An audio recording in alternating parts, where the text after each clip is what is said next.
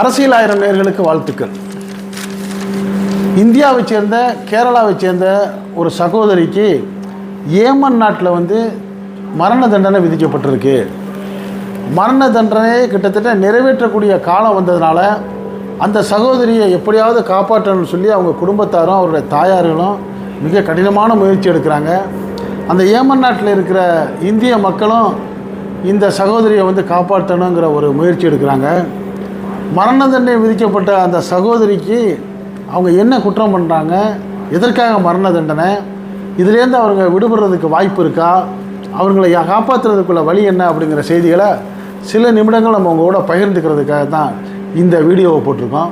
இதை நீங்கள் கடைசி வரைக்கும் கேளுங்க. கேட்குறதோடு மட்டும் இல்லாமல் இது பற்றிய உங்களுடைய கருத்துக்களையும் ஆலோசனைகளையும் நம்ம அரசியல் ஆயிரம் கமெண்ட் செக்ஷனில் கமெண்ட்ஸ் பண்ணுங்கள். இந்த செய்தியை உங்கள் நண்பர்களுக்கும் உறவுகளுக்கும் ஷேர் பண்ணுங்கள். சரியான செய்திகளை, நாட்டில் நாலா பக்கம் நடக்கக்கூடிய செய்திகளை உங்கள் வீட்டுக்குள்ளே 4 சுவருக்குள்ளே கொண்டு வந்து சேர்க்கக்கூடிய நம்ம அரசியல் ஆயிரம் சேனலுக்கு இதுவரை சப்ஸ்கிரைப் பண்ணாதவங்க அவசியம் சப்ஸ்கிரைப் பண்ணுங்கள். மறக்காமல் பக்கத்தில் இருக்க பெல் ஐக்கானை கிளிக் பண்ணுங்கள். அப்போ தான் நம்ம போடக்கூடிய ஒவ்வொரு செய்திகளும் உங்களுக்கு நோட்டிஃபிகேஷன் காட்டும். இப்போ நம்ம வீடியோக்குள்ளே போவோம். ஏமன் நாட்டில் கேரளாவில் பாலக்காடு பகுதியில் சேர்ந்தவங்க தான் நர்ஸு நிமிஷா பிரியாங்கிறவங்க. இவங்க கேரளாவில் இருக்கிறப்ப அவங்க குடும்ப வறுமை காரணமாக வெளிநாட்டில் போய்ட்டு ஏதாச்சும் நம்ம வேலை பார்த்து பிழைச்சிக்கோங்கிற ஒரு முடிவு எடுத்து ஏமன் நாட்டுக்கு போகிறாங்க. ஏமன் நாட்டுக்கு போயிட்டு அங்கே ஒரு மருத்துவமனையில் செவிலியராக வேலை பார்க்குறாங்க. இப்படி செவிலியராக வேலை பார்த்துக்கிட்டு வர்றப்ப திருப்பி 2008 அவங்க என்ன பண்ணுறாங்க, 2008 ஓமன் நாட்டுக்கு பயணம் போனவங்க அங்கேருந்து மறுபடியும் இந்தியா கேரளா திருமணம் பண்ணிக்கிறாங்க. திருமணம் பண்ணி தன்னுடைய கணவரையும் அந்த ஓமன் நாட்டுக்கு அழைத்து செல்கிறாங்க. அவங்களுக்கு ஒரு குழந்தை பிறக்குது. இப்படி இருக்கிறப்ப அங்கே என்ன பண்ணுறாங்க, சரியான ஒரு வருமானம் இல்லாத சூழ்நிலையில் வேறு சில கடைகள்லாம் வேறு சில மருத்துவமனையெல்லாம் வேலை பார்த்து முயற்சி பண்ணுறாங்க. வருமானத்தை பெருக்க முடியல. இப்படி இருக்கிறப்ப என்ன பண்ணுறாங்க, தன்னுடைய கணவரையும் அந்த பிள்ளையையும் தாய்நாட்டுக்கு திருப்பி அனுப்பிச்சி விட்றாங்க. இந்தியாவுக்கு அனுப்பிச்சி வச்சுட்டு நம்ம வேறு ஏதாவது ஒரு மருத்துவமனையை துவங்கலான்னு சொல்லி அங்கே ஒரு மருத்துவமனையை துவங்கிறதுக்கு ஏற்பாடு பண்ணுறாங்க. யார், இந்த நிமிஷா பிரியா. பெரும்பாலான வெளிநாட்டு சட்டங்கள் எப்படி இருக்கும்னா, அந்த வெளிநாட்டில் உள்ள அயல்நாட்டுக்காரங்க ஒரு வர்த்தகத்தையோ அல்லது ஒரு நிறுவனத்தையோ துவங்கணும்னா அந்த நாட்டில் உள்ள அந்த நாட்டுக்காரங்க பேரில் தான் ஐடி கொடுப்பாங்க, லைசன்ஸ் கொடுப்பாங்க. அதே மாதிரி அதுதான் சட்டம். ஏமன் நாட்டிலையும் அந்த சட்டம் தான். அதனால் இவங்க என்ன பண்ணுறாங்க, அந்த ஏமன் நாட்டில் ஒரு ஏமன் நாட்டுக்காரரை தொடர்பு கொண்டு அவருடைய பெயரில் அவருடைய லைசன்ஸில் அங்கே ஒரு மருத்துவமனையை அவங்க துவங்குறாங்க. எப்போ, 2014 துவங்குறாங்க. அந்த மருத்துவமனைக்கு இவங்களுக்கு பார்ட்னராக யார் வர்றாருன்னா, அந்த நாட்டை சேர்ந்த ஏமன் நாட்டை சேர்ந்த தலோல் அப்டோ மஹதிங்கிறவர் தான் பார்ட்னராக சேர்றாரு. இப்படி சேர்ந்து இவங்க என்ன பண்ணுறாங்க, அந்த மருத்துவமனையை நடத்திக்கிட்டு வர்றாங்க. யார், இந்த செவிலியர் நர்ஸு நிமிஷா பிரியா நடத்திக்கிட்டு வர்றப்ப ஒரு கட்டத்தில் அங்கே சரியான ஒரு வருமானம் இல்லாத சூழ்நிலை ஏற்படுது. சரியான வருமானம் இல்லைங்கிறப்ப இந்த பங்குதாரர் தலோல் அப்டாவுக்கும் இந்த நிமிஷா பிரியாவுக்கும் கருத்து வேறுபாடுகள் வருது. உடனே அவர் சொல்கிறாரு, நான் இப்போ இந்த தொழிலேருந்து நான் விளைவிக்கிறேன்ட்டு அவர் விளைவிக்கிறாரு. அவர் விளைவிக்கிட்ட பிறகும் இந்த நிமிஷா பிரியா என்ன பண்ணுறாங்க, அதை நடத்துகிறாங்க. போதிய வருமானம் இல்லை. சரி, இனிமேல் நம்ம செய்ய முடியாது, நம்ம இந்த தொழிலை விட்டுட்டு நம்ம தாய்நாட்டுக்கு போயிடுவோம், இந்தியாவுக்கு போயிடுவோம்னு முடிவு எடுக்கிறப்ப அந்த தலால் அப்டாவுக்கும் இந்த அம்மாவுக்கும் கருத்து வேறுபாடு முத்தி கிட்டத்தட்ட ஒரு சண்டை பகையாற அளவுக்கு ஆயிடுச்சு.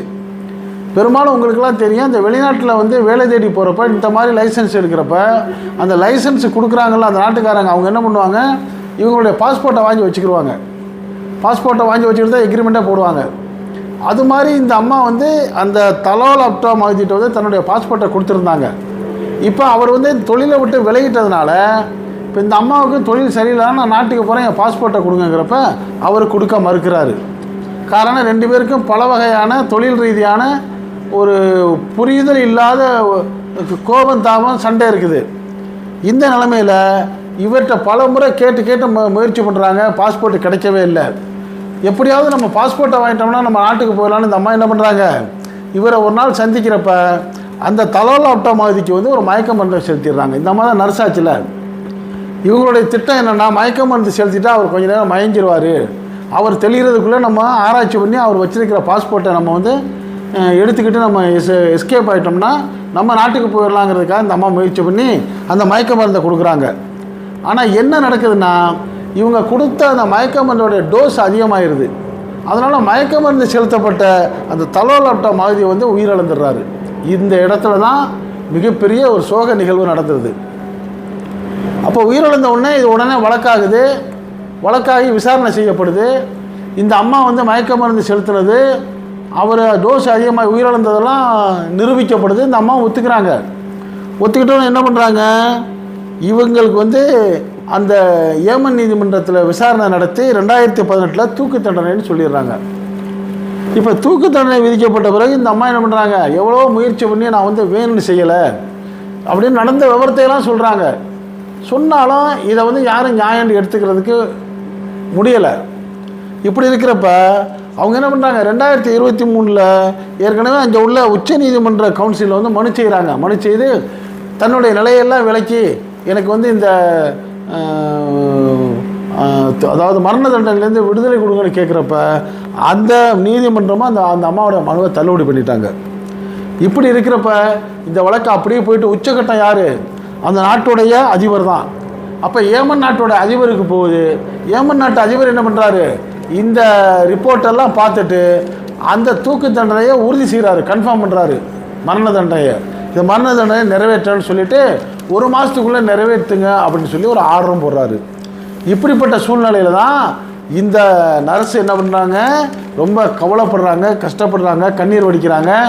இந்த நர்ஸுடைய தாயாரும் இதுக்கு முன்னாடியே போயிட்டு என்ன பண்ணுறாங்க, இந்தியாவில் வந்து இந்தியாவுடைய அயலக தூதரகம் மூலயமா தொடர்பு கொண்டு அரசிட்ட அனுமதி பெற்று அந்த ஏமன் நாட்டுக்கு போயிட்டு அந்த குடும்பத்தாரில் பார்த்து எப்படியாவது மன்னிப்பு கேட்டு தன் மகளை காப்பாற்றலான்னு முயற்சி பண்ணுறாங்க. அதற்கான முயற்சிலாம் நடக்கலை. ஆனால் அந்த நாட்டு சட்டம் எப்படி இருக்குன்னா, பாதிக்கப்பட்ட ஒரு குடும்பத்தார் அவங்க விரும்பினா மன்னிக்கலாம். அப்போ என்ன மன்னிக்கலாம், அதுக்கு என்ன வழி, இந்த அம்மா போய்ட்டு அந்த குடும்பத்தார்கிட்ட போய்ட்டு என்ன பண்ண, தன்னுடைய நிலைமை சொல்லி கஞ்சி கதறி அவங்க மன்னிச்சிட்டாங்கன்னா, அவங்களுக்கு வந்து ஏதாச்சும் ஒரு இழப்பீடு கேட்டாங்கன்னா அந்த இழப்பீடை கொடுத்துட்டா, அவங்க மன்னிச்சிட்டா, இந்த அரசாங்கமும் நீதிமன்றமும் இவங்களுக்கு வந்து மரண தண்டனையிலேருந்து விலக்கு கொடுக்கறதுக்கு ஷரியத்து சொல்லுது. ஷரியத்துனா இஸ்லாமிய சட்டம், அந்த நாட்டு சட்டம் அதை தான் சொல்லுது. அப்படிங்கிறப்ப அதுக்கு இந்த அம்மா பேச்சுவார்த்தைக்கு முயற்சி பண்ணுறாங்க, முடியலை. உடனே அதுக்கு ஒரு வழக்கறிஞரை செட் பண்ணுறாங்க. அந்த வழக்கறிஞரை செட் பண்ணி எப்படியாச்சும் பேசலாங்கிறப்ப அந்த வழக்கறிஞர் என்ன சொல்கிறார், நான் பேசுகிறேன்னு சொல்லிவிட்டு அவர் வந்து அதுக்கு ஃபீஸ் கேட்குறாரு $20,000. அந்த $20,000 இந்திய மதிப்பு 17 லட்சம் ரூபாய். டோட்டலாக அந்த கேஸை முடிக்கிறதுக்கு இல்லை, அந்த ஃபஸ்ட் அட்டம்ப்ட்டுக்கே அப்படி கேட்குறாரு. அப்போ அவர் எத்தனை தடவை முயற்சி பண்ண போகிறாரு, எத்தனை தடவை பேச போகிறாரு, அவ்வளோ பெரிய பணம் அந்த அம்மாவால் கொடுக்கவும் முடியாது. ஏழ்மையில் வறுமையில் இருக்கிறாங்க. அங்கே ஏமன் நாட்டில் இருக்கிற இந்திய மக்கள்கிட்டலாம் தொடர்பு கொண்டு ஆளுக்கு கொஞ்சம் உதவி செய்வாங்க. ஆனால் இந்த அளவுக்கு பணம் சேராது. இப்போ என்ன பண்ணுறது, நம்மளால் வந்து அவ்வளோ பெரிய பணமும் திரட்ட முடியாது. அந்த குடும்பத்தாரும் நம்மளை மன்னிக்க மாட்டேங்கிறாங்க. என்ன செய்கிறதுங்கிற உச்சகட்டமான கவலையில் வந்து அந்த கேரளாவை சேர்ந்த நிமிஷா பிரியா வந்து அங்கே வந்து சோகத்தில் இருக்காங்க. சரி, இப்போ இதுக்கு என்ன தான் வழி, 1 மாதத்தில் நிறைவேற்றப்படுங்கிறப்ப இந்த ஜனவரிக்குள்ளே நிறைவேற்றிடுவாங்களா அப்படிங்கிறப்ப ஒரு வகை வழி மட்டும் இருக்குது. என்னென்னா, நம்மளுடைய ஒன்றிய மத்திய அரசு இதில் தலையிட்டு வெளிநாட்டு தூதரகம் மூலியமாக அந்த பெண்ணு செய்த குற்றம் தான், தவறு தான், அதை வந்து யாருமே நம்ம வந்து நியாயப்படுத்த முடியாது. இருந்தாலும் ஏதோ ஒரு வறுமை, ஒரு யோசனை இல்லாத தவறு செஞ்சிருச்சு, திட்டமிட்டு அவரை கொல்லணுங்கிறது அவருடைய நோக்கம் இல்லை, இவர் செய்த தவறால் அவரை வந்து உயிரிழந்துட்டாருங்கிற அந்த உண்மை நிலையை இந்த தூதரகம் மூலியமாக அந்த நாட்டில் உள்ள அந்த குடும்பத்தாருக்கும் அந்த நாட்டு அரசுக்கும் நீதிமன்றத்துக்கும் எடுத்து சொல்லி ஒரு இந்திய அரசுடைய ஒரு அழுத்தம் கொடுத்து ஒரு தயவான முறையில் இந்த பெண்ணை மீட்கிறதுக்கான ஒரு வகையான வழி மட்டும்தான் இருக்குது. அதற்கான முயற்சிகள் நடக்கலாம் அப்படின்னு எல்லாரும் எதிர்பார்க்குறாங்க. இப்போ இந்த சம்பவத்திலேருந்து நமக்கு தெரிய வர்றது என்னென்னா, இந்தியாவிலேருந்து லட்சோப மக்கள் அரபு நாடுகளுக்கு, வெளிநாடுகளுக்கு, அது மட்டும் இல்லாமல் அமெரிக்கா, லண்டன், சிங்கப்பூர் போன்ற மலேசியா போன்ற நாடுகளுக்கெல்லாம் போய் அவர் வேலை பார்த்து வர்றாங்க, தொழில் செய்கிறாங்க. நீங்கள் வெளிநாடுகளுக்கு போகிறப்ப அந்த நாட்டு சட்டங்களை மிக சரியாக தெரிஞ்சுக்கிட்டு அந்த சட்டங்களை மீறாமல் அந்த சட்டங்களுக்கு உட்பட்டு நியாயமான முறையில் நடந்தால் உங்களுக்கு எந்த பாதிப்பும் பயமும் கிடையாது. நீங்கள் அதையெல்லாம் மீறி ஏதாவது ஒரு குறுக்கு யோசனையாக ஏதாவது செய்தால் நீங்கள் செய்யக்கூடிய சின்ன தவறு அதை உங்களை பெரிய தவறாக கொண்டு போய் விட்டுரும். இப்போ உதாரணமாக பெரும்பாலான அரபு நாடுகளில் கடை வீதிகளில் வந்து இப்போ துபாயில் கூட நம்ம பார்த்தோம், பெரும்பாலான கடைகளுக்கு வந்து நம்ம நாட்டில் போட்டிருக்க மாதிரி இரும்பு ஷட்டரே கிடையாது, கண்ணாடி கதவு தான் போட்டிருக்காங்க. அவங்க போய்ட்டு கண்ணாடி கதவை சாத்திட்டு போயிடுறாங்க. உள்ளுக்குள்ளே பல லட்சம் ரூபாய் மதிப்புள்ள ஜாமான்கள் இருக்குது, விளக்கு கூட எரிஞ்சிக்கிட்டு இருக்குது. அவங்களுக்கு என்ன நம்பிக்கை, அந்த கடைக்காரங்களுக்கு யாரும் திருட மாட்டாங்கன்ட்டு. காரணம் என்ன, திருடனா அவ்வளோதான், என்ன செஞ்ச உயிர் போயிடும். அதனால் திருட்டுக்கு வேலையே இல்லை. அது மாதிரி பெண்கள்லாம் நிம்மதியாக எந்த நேரத்துலையும் நிம்மதியாக அவங்க பாட்டு போயிட்டுருக்காங்க. என்ன ஆபரணம் அணிஞ்சிருந்தாலும் அவங்களுக்கு பயம் இல்லை, ஏன்னா வழிப்பறி கிடையாது, பெண்களுக்கு எந்த பாதிப்பு கிடையாது, எந்த விதமான தவறும் நடந்தால் நம்மளுக்கு உயிர் போயிருங்கிற பயம் அந்த நாட்டுகளில் இருக்கிறதா. ஏன்னா கடுமையான தண்டனை, உடனே அதுக்கு வந்து பெரும்பாலும் மரண தண்டனையாக தான் இருக்கும். அவங்க செய்யக்கூடிய குற்றத்துக்கு தகுந்த மாதிரி கொடுத்துருவாங்க. அதுக்கு பயந்துக்கிட்டு என்ன பண்ணுறாங்க, யாருமே தப்பு செய்யாமல் ரொம்ப எச்சரிக்கையாக வாழ்கிறாங்க. அதனால தான் அந்த நாட்டு மக்களும் சுதந்திரமாக இருக்கிறாங்க. இப்போ நம்ம வைக்கக்கூடிய செய்தி என்னென்னா, வெளிநாட்டுக்கு போகிறவங்க தயவுசெய்து நேர்மையாக இருங்க, தவறுகள் செய்யாதீங்க, அந்த நாட்டு சட்டத்திட்டங்களை சரியாக தெரிஞ்சுக்கங்க. ஏதாவது உங்களுக்கு ஒரு குற்றம் குறைகள் சோகங்கள் நிகழ்ந்தால் அதற்கு நேர்மையான முறையில் பலரையும் அணுகி குற்ற நடவடிக்கை இல்லாமல் அதுலேருந்து நீங்கள் மீட்சி பெறுறதுக்கான வழியை செய்யுங்க அப்படிங்கிற தகவலை தான் சொல்கிறோம். இந்த வீடியோவை உங்கள் செய்தியை உங்கள் நண்பர்களுக்கும் உறவுகளுக்கும் ஷேர் பண்ணுங்கள். தன்னுடைய அறியாமையால் தவறு செய்து விழித்து கொண்டிருக்கிற சகோதரி நிமிஷா பிரியா அவர்களுக்கு வந்து எப்படியாவது ஒரு இந்த மரண தண்டனை விடுதலை கிடைக்கணும் அப்படிங்கிற ஒரு பிரார்த்தனையும் நம்ம வைக்கிறோம். இது போன்ற நிகழ்வு தண்டனைகள் யாருக்கும் வந்துடக்கூடாதுங்கிற ஒரு பிரார்த்தனையும் வைக்கிறோம். இந்த செய்தி பிடிச்சிருந்தா இதுக்கு ஒரு லைக் கொடுங்க. இந்த செய்தியை உங்கள் நண்பர்களுக்கும் உறவுகளுக்கும் ஷேர் பண்ணுங்கள்.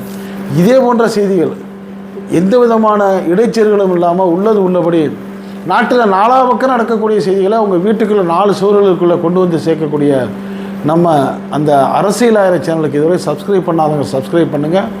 மறக்காமல் பக்கத்தில் இருக்க பெல் ஐக்கானை கிளிக் பண்ணுங்கள். அப்போ தான் நம்ம போடக்கூடிய ஒவ்வொரு செய்திகளும் உங்களுக்கு நோட்டிஃபிகேஷன் காட்ட நீங்கள் விரும்பிய செய்தியை பார்க்கலாம். என்றும் இணைந்திருப்போம். நன்றி, வாழ்த்துக்கள்.